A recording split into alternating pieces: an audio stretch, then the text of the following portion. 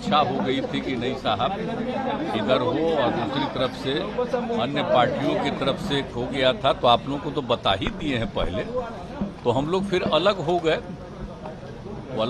तो उसी में वो चूंकि बीजेपी के लोगों की इच्छा थी कि उनको आप अपने साथ करके अपने शेयर का उनको दे दीजिए टिकट, तो दे दिए थे। लेकिन वो जो थे जीतन मांझी, तो आपको मालूम नहीं जी, हम रिजाइन कर दिए थे।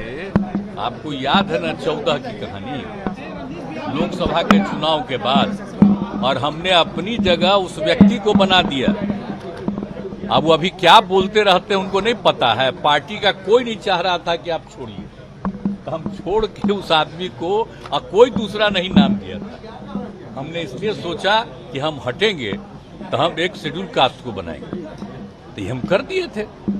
और उसका तो उनका ठीक रूप नहीं था, तो 2 ही महीना के बाद पार्टी का लोग, तो हम शुरू में नहीं माने, बाद में हम स्वीकार कर लिए कि कई लोगों को हटा दिया, तो फिर हम लोग आ गए इधर। अब बाद में फिर जब ये आए तो कहे कि रहेंगे, तो हमने कहा कि भाई इतना ज्यादा आप लोगों का काम किया, तो अभी मीटिंग होने वाली है हम लोगों की, आप जानते हैं ना, विरोधी दलों की। यहाँ पर वो जब थे तो वो भी चाहते थे कि वो मीटिंगवा में हम रहें।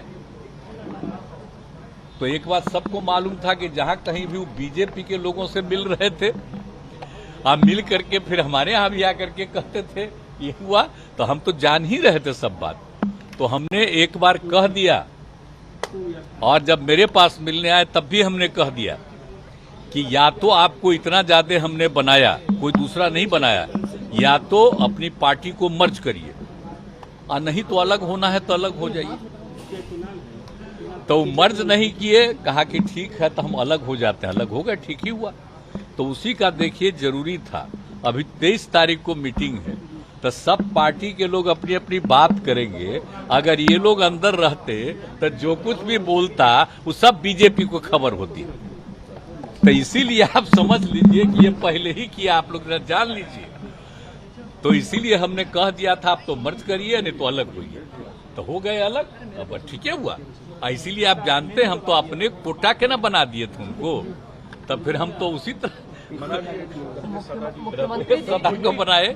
अब रत्नेश सदा को आप जानते ना जी, कब से हम रत्नेश सदा को हम जान रहे हैं। मीटिंग बुलाया, कहाँ गए, कब से हम जानते हैं। तीसरा टाइम तो हमको लगा कि वो तो ठीक ही है, तो इसी को हम बुला लिए। उसी दिन जब हो गया कि अब वो छोड़ देंगे, तो हमने इसको बुला लिया।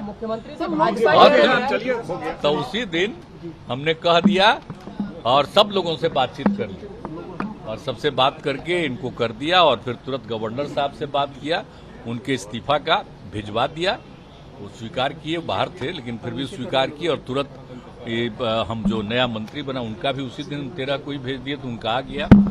और वो चूंकि बाहर थे तो आज के बारे में हो गया, और वही आज हुआ है। अरे आप देखिए, आप समझ लीजिए, तो केंद्र सरकार को अधिकार न है जी, चुनाव तो पहले करा ही सकता है।